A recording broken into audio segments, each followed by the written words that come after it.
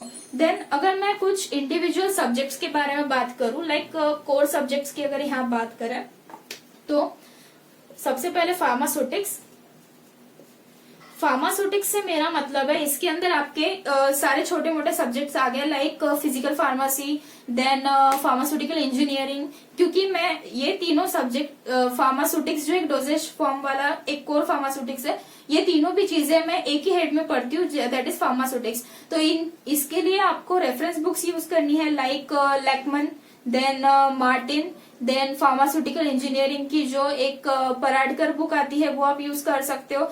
उसके बाद में सूटिक्स का जो अच्छा कंटेंट है, एक पियर्सन जो बुक आती है, पियर्सन, जो लोग जीपैट के लिए प्रिपेयर करते हैं उनको पियर्सन का नाम पता है। पियर्सन में से आप सूटिक्स के लिए पढ़ सकते हो, पियर्सन में सूटिक्स आप पढ़ सकते हो, फिजिकल फार्मेसी आप पढ़ सकते हो, देन फार्मास्यूटिकल इंजीनियरिंग भी आप पियर्सन से कर सकते हो।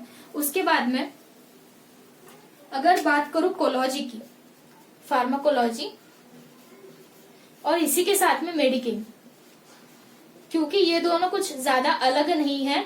जो जिस ड्रग के बारे में आप फार्माकोलॉजी में पढ़ने वाले हो, सेम ड्रग सेम मैकेनिज्म आपको मेडिसिनल केमिस्ट्री में भी पढ़ना है। बस मेडिसिनल केमिस्ट्री में आपको एक एडिशन ये होता है कि उस ड्रग से रिलेटेड जो सार पॉइंट्स है, लाइक स्ट्रक्चरल एक्टिविटी रिलेशनशिप्स जो एक पॉइंट्स है वो आपको एक्स्ट्रा हो जाते हैं। तो बस उतना ही, और कुछ आईयूपीएससी ट्रिक्स, तो वो ट्रिक्स के बारे में मैं आपको बताती हूँ कि वो कैसे करना है। तो फार्माकोलॉजी में सपोज अगर आप एंटी टीबी क्लास आप पढ़ रहे हो, एंटी टीबी के जो ड्रग्स है लाइक आइसोनियाजाइड्स, जो इथाम्ब्यूटॉल, जो भी ड्रग्स है वो आप फार्माकोलॉजी में भी पढ़ने वाले हो, सेम ड्रग आप मेडिसिनल केमिस्ट्री में भी पढ़ने वाले हो। तो बहुत से जो मेरे जूनियर्स है वो लोग मुझे पूछते हैं स्पेशली मेडिसिनल केमिस्ट्री के बारे में कि कैसे करना है।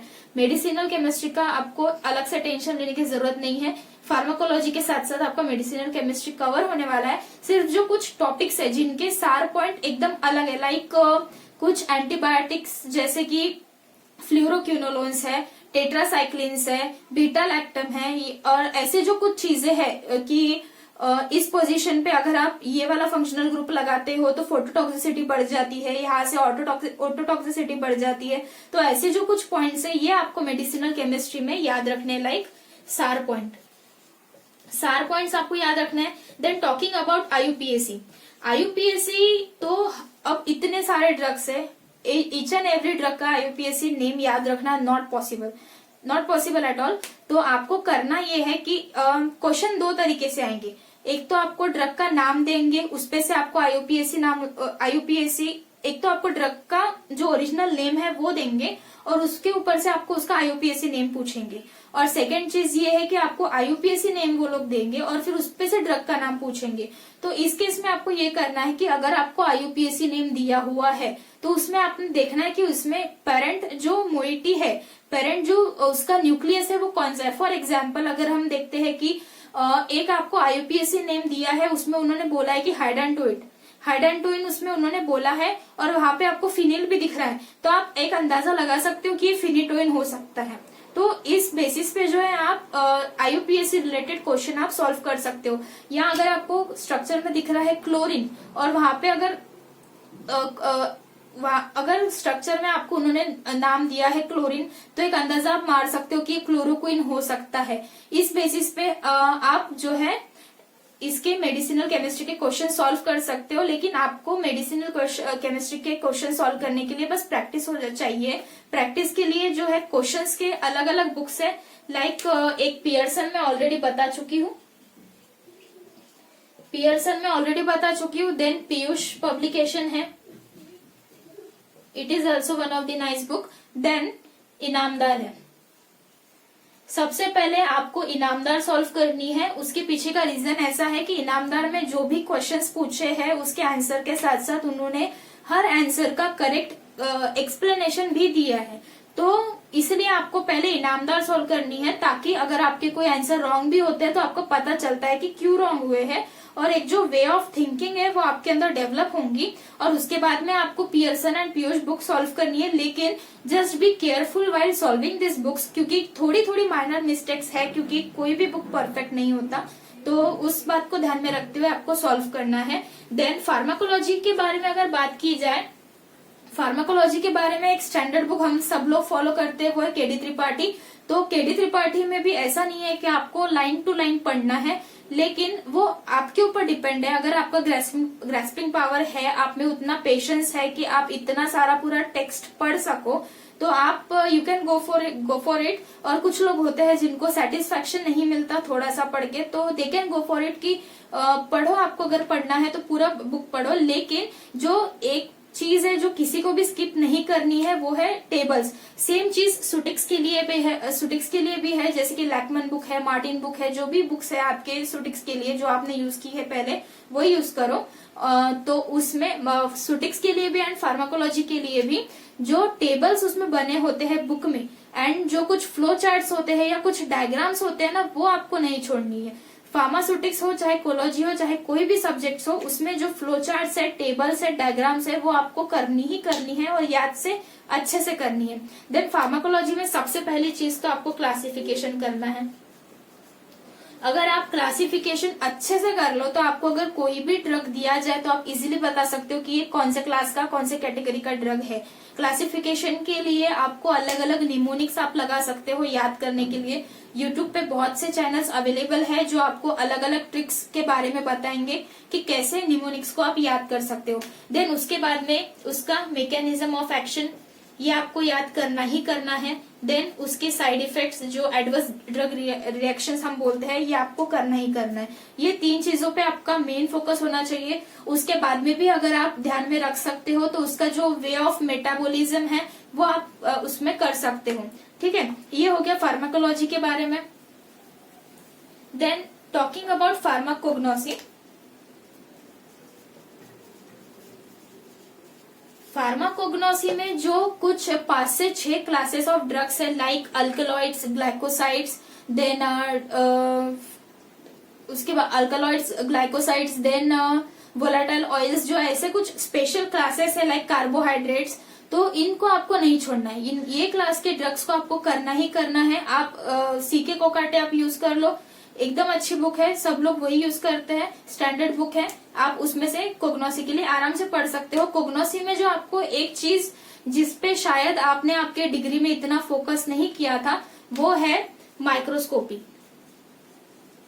हाँ, माइक्रोस्कोपी के ऊपर बहुत बार क्वेश्चंस आते हैं, लाइक जो ये ड्रग है इसमें कौन से टाइप का ट्राइकोम है, इस ड्रग में कौन से टाइप का स्टोमाटा प्रेजेंट है, इसमें पैलिसेड रेशियो क्या है, and many more things about microscopy.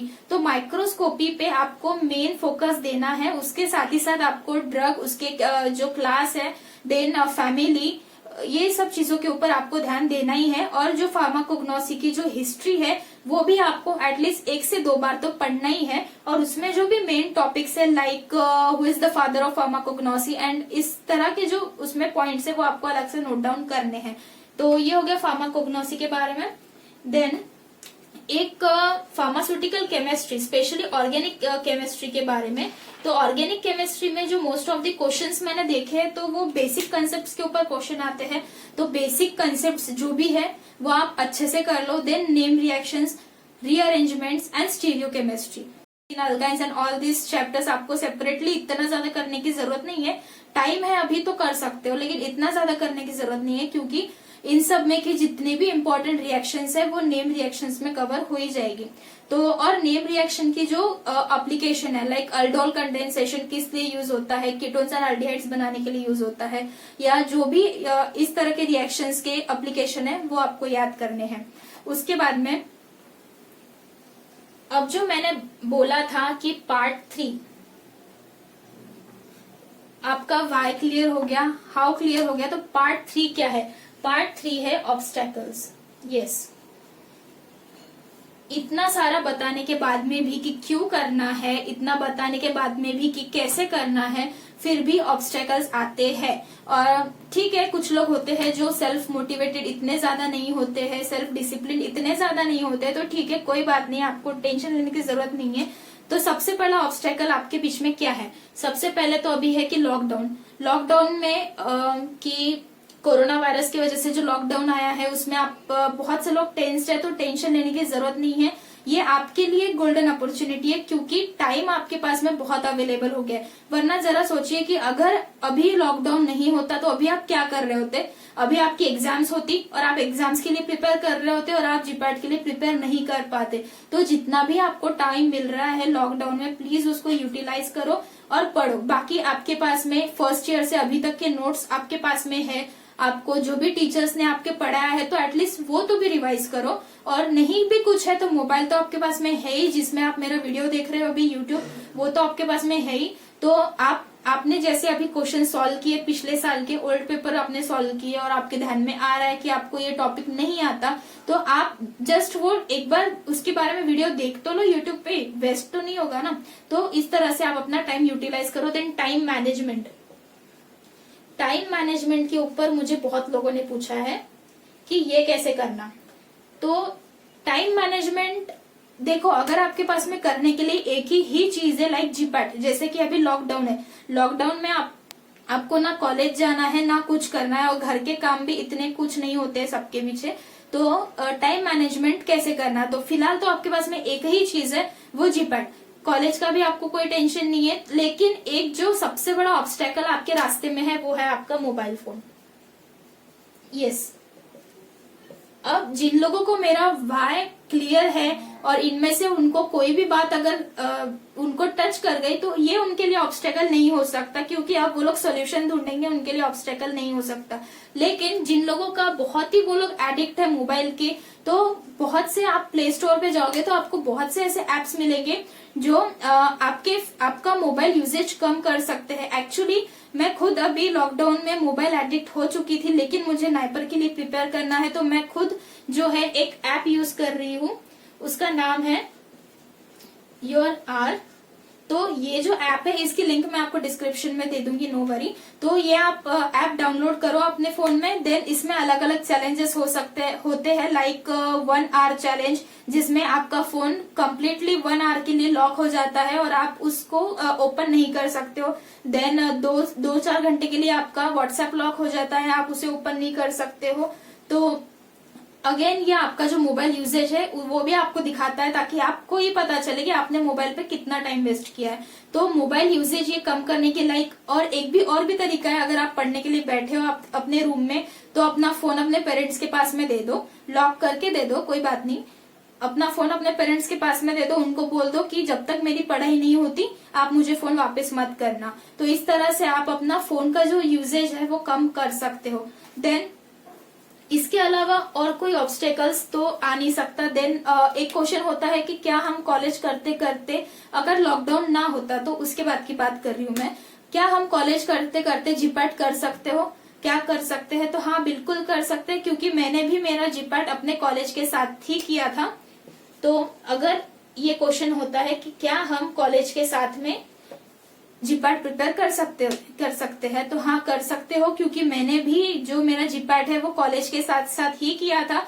और जीपैट का सिलेबस और कॉलेज का सिलेबस कोई बहुत अलग नहीं है। बस आपको ये ध्यान रखना है कि अगर आपके 3 घंटे के प्रैक्टिकल है तो हार्डली 1 से 1.5 घंटे में आपका प्रैक्टिकल हो जाता है। या कुछ जो आपके दोस्त है जिनको जीपैट नहीं करनी, उनको आप बोल सकते हो थोड़े दिन के लिए कि यार तू मेरा प्रैक्टिकल आज के दिन तू थोड़ा संभाल ले, और उस टाइम को आप यूटिलाइज करके पढ़ सकते हो। और वो भी बीच बीच में कुछ टाइम होता है, लाइक किसी दिन कोई लेक्चर ऑफ है तो उस टाइम आप लाइब्रेरी में जाइए, आप अपना अलग से स्पेस में जाके आप पढ़िए। इस टाइप से आप अपना टाइम यूटिलाइज कर सकते हो। देन और अगर आपको और भी कोई ऑब्स्टेकल्स अपने फेस कर रहे हो, अगर आपको लगता है कि ये ऑब्स्टेकल आपकी पढ़ाई के बीच में आ रहा है, तो आप मुझे पर्सनली मैसेज कर सकते हो, आई विल हेल्प यू। तो अगर आपको ये मेरा वीडियो अच्छा लगा हो तो प्लीज इसे लाइक करो, मेरे चैनल को सब्सक्राइब करो, और आपके जो भी फ्रेंड्स हैं जो जीपैट के लिए प्रिपेयर कर रहे हैं प्लीज उनको शेयर करो। आई होप कि आपको इससे थोड़ी तो हेल्प हुई होगी। Thank you.